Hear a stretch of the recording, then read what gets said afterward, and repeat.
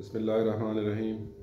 देखिए, अगर आप जानना चाहते हैं कि आपके जो प्रॉपर्टीज़ हैं, जैसे कि आपको पता होगा, लेट्स सपोज आपका कोई प्लॉट है या कोई बिल्डिंग है या कोई घर है आपका, और वो आपके नाम पे रजिस्टर हो, तो डेफिनेटली आप लैंड रिकॉर्ड्स अथॉरिटी या लैंड रिकॉर्ड डिपार्टमेंट या पटवारी या तहसीलदार के ऑफिस का रुख करते हैं, ताकि जो प्रॉपर्टी, जो प्लॉट, जो घर आपने ख़रीदा है वो लीगली आपके नाम पे हो।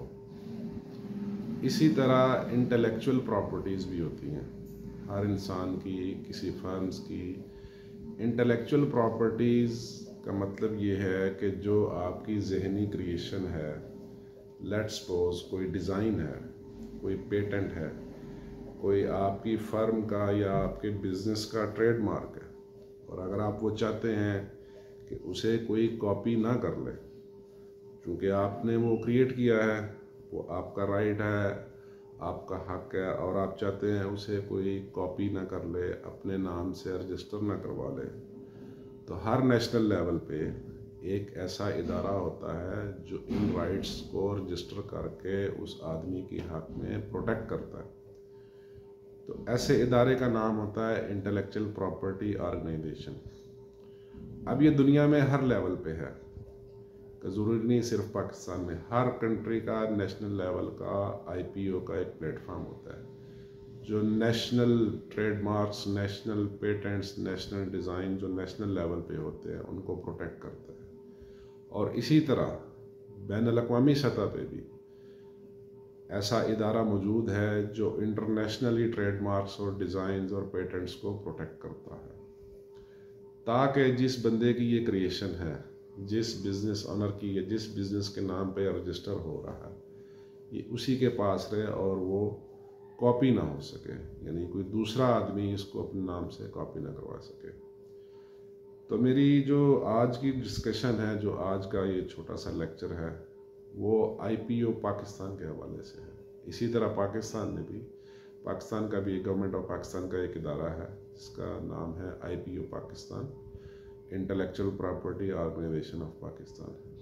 इसके 4-5 ऑफिसेज हैं, एक कराची में है, एक लाहौर, एक कोयटा और इस्लामाबाद इनका हेड ऑफिस है, और एक पेशावर में भी है। टोटल 5 ऑफिसेज हैं जहां से आप अपने ट्रेडमार्क्स अपने लिए या अपने किसी बिजनेस की प्रोडक्ट या सर्विसेज के लिए आप रजिस्टर करवा सकते हैं। तो इसका 2017-18 से तो पहले मैनुअल प्रोसीजर था। अब चूँकि डेवलपमेंट हो गई, अब ये सारा सिस्टम ऑनलाइन है, और ऑनलाइन बड़ा स्मूथ है और बड़ा स्विफ्टली काम कर रहा है। तो बहुत सिंपल है। आईपीओ पाकिस्तान की वेबसाइट पे जाएं। लेट्स सपोज आपने कोई फर्म खोली है और आपका कोई बिज़नेस है, तो उस बिज़नेस के लिए आपने एक लोगो डिज़ाइन किया है या ट्रेडमार्क रखा है। ज़ाहिर है आपके बिज़नेस की कोई प्रोडक्ट तो होगी, उसके लिए आपने एक ट्रेडमार्क बनाया है, और आप चाहते हैं कि मैं इस ट्रेडमार्क को अपने प्रोडक्ट्स पे इस्तेमाल करूं, तो उस ट्रेडमार्क को आपको रजिस्टर करवाना पड़ता है। तो आप बआसानी थ्रू इंटरनेट उनकी वेबसाइट्स, आईपीओ पाकिस्तान की वेबसाइट पे जाके अपना लॉगिन क्रिएट करें। लॉगिन क्रिएट करने के बाद आपको पोर्टल की एक्सेस मिल जाएगी, और उस पोर्टल पे जाके आप अपना ट्रेडमार्क की एप्लीकेशन फाइल कर सकते हैं। तो ट्रेडमार्क रजिस्ट्रेशन के लिए फॉर्म है TM01। इसकी फ़ीस आजकल 3000 पाक रुपीज़ चल रही है। बहुत सिंपल है, आप वहाँ पे जाके अपनी इस एप्लीकेशन को फाइल करें, और आपकी अपनी डिटेल्स, आपका एड्रेस, आपके बिज़नेस का एड्रेस और आपका बिज़नेस नेम स्पेशली, इसे भी एंटर करें। इसके अलावा जो भी आपकी कॉन्टैक्ट डिटेल्स हैं, प्लस जो 2 सेक्शन जो हैं वो बहुत ज़रूरी हैं, इस पे थोड़ा ध्यान से इसको देखिए। एक तो है कि जो आप ट्रेडमार्क्स रजिस्टर करवाना चाह रहे हैं, आया वो गुड्स में करवाना चाह रहे हैं या सर्विसेज के लिए करवाना चाह रहे हैं। تو گڈس کی جو کلاسیفیکیشن سمری ہے وہ آئی پی او پاکستان ٹوٹل 34 دے رہا ہے، یعنی 34 ٹائپس آف پروڈکٹس. صحیح ہے، بیسیکلی اس نے کلاسیفائی کیا ہے تو 34 کلاسیفیکیشنز اویلیبل ہیں.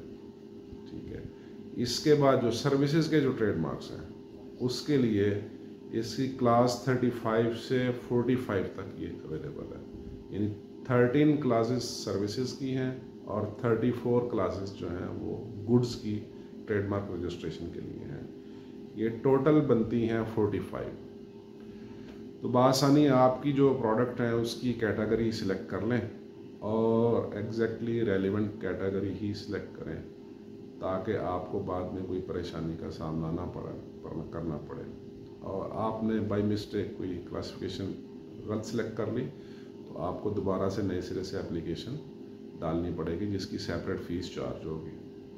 اس کے بعد جو ایکسپلینیشن آف ٹریڈ مارک ہے وہ ایک علیحدہ کالم ہے، اس میں بھی آپ نے نہایت احتیاط سے اس کو فل کرنا ہے. ٹریڈ مارکس کی 2 ٹائپ ہیں، وہ ٹیکسٹ مارک ہے یا ڈیزائن مارک ہے، وہ آپ نے سلیکٹ کرنا ہے. اگر آپ کے پاس جو ٹریڈ مارک ہے جو آپ رجسٹر کروانا چاہ رہے ہیں اس میں کوئی ڈیزائن ہے یا صرف ڈیزائن ہی ہے تو آپ نے ڈیزائن کو سلیکٹ کرنا ہے. اگر اس میں ٹیکسٹ بھی ہے تو آپ نے ٹیکسٹ سلیکٹ کرنا ہے، یا ٹیکسٹ اینڈ ڈیزائن بوتھ ہے تو آپ نے وہ والی آپشن سلیکٹ کرنی ہے. بڑی سیلف ایکسپلینیٹری ہے اور بڑی سمپل ہے. اس میں آپ نے پھر سیریز بتانی ہے، 1 سیریز ہے، 2 سیریز ہے، 3 سیریز ہے، اور اگر مارکس ہے تو مارکس کو بھی تھوڑا سا ایکسپلین کرنا ہے. اس کے بعد بہت سمپل ہے، آپ کسی بھی پیمنٹ گیٹ وے کے ذریعے آپ اس کی پیمنٹ کر سکتے ہیں اور آپ کی اپلیکیشن لانچ ہو جائے گی. یہ تو یہاں تک ہوا اپلیکیشن لانچنگ کا.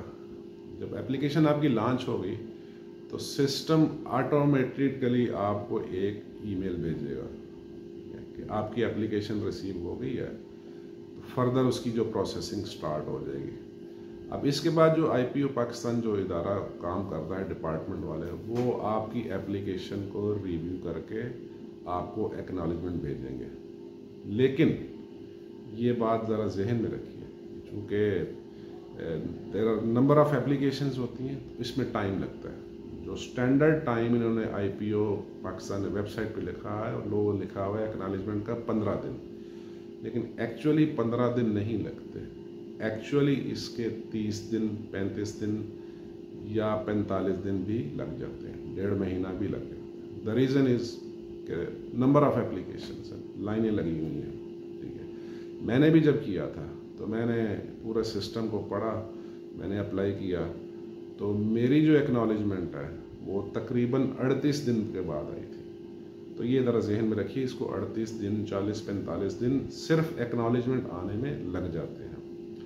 اس کے بعد یہ کوئی 3 سے 6 مہینے کا پروسیجر ہے ایگزامینیشن رپورٹ ایشو کرنے کا.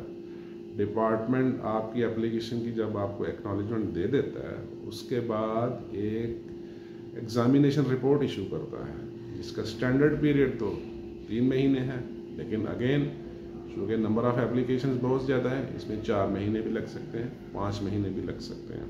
ٹھیک ہے، جب آپ کی ایگزامینیشن رپورٹ ایشو ہو جاتی ہے اس کے بعد خدا نخواستہ اگر کوئی اپوزیشن آتی ہے تو یہ سارا چیپٹر اپوزیشن کی طرف چلا جاتا ہے.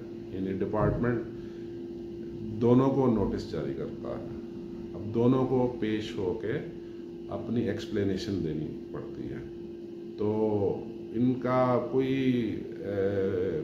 وکیل اس پرپز کے لیے آپ کو نہیں ہائر کرنا پڑتا. اس کے لیے سمپلی ان کا ایک سول جج ہوتا ہے. سول جج دونوں فریقین کو بلا کے ان کی بات سنتا ہے اور as per rules and regulation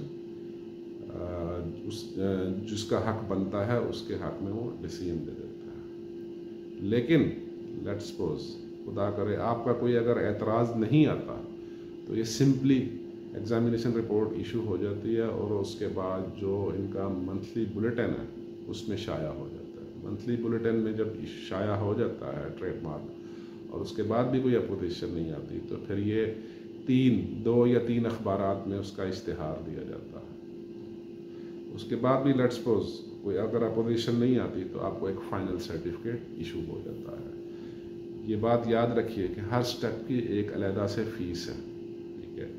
इसकी डिटेल देखने के बाद आप जो डैशबोर्ड है, IPO पाकिस्तान का जो डैशबोर्ड है, ऑनलाइन डैशबोर्ड, उसमें किस तरह की आप एप्लीकेशंस डाल सकते हैं कॉपीराइट के लिए, पेटेंट के लिए, ट्रेडमार्क्स के लिए और अपोजिशन के लिए। आपने अगर कोई अपोजिशन दाखिल करनी है, कुछ भी है, उसमें 17 फॉर्मेट्स दिए हैं, हर फॉर्मेट से एक डिफरेंट फ़ीस है।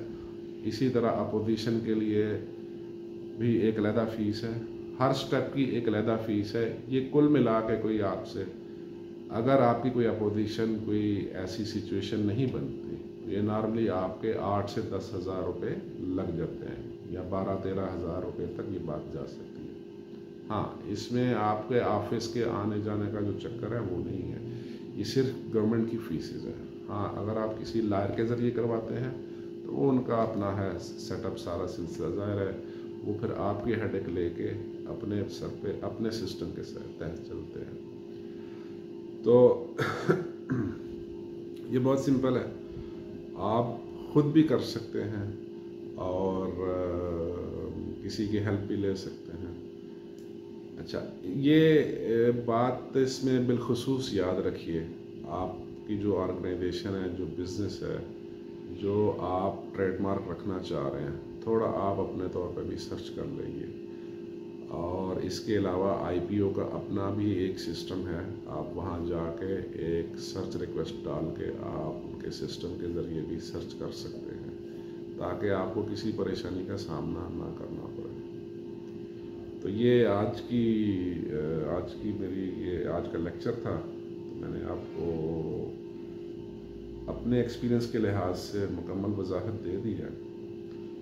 चलें, बहुत शुक्रिया जनाब, थैंक यू वेरी मच, अल्लाह हाफिज़।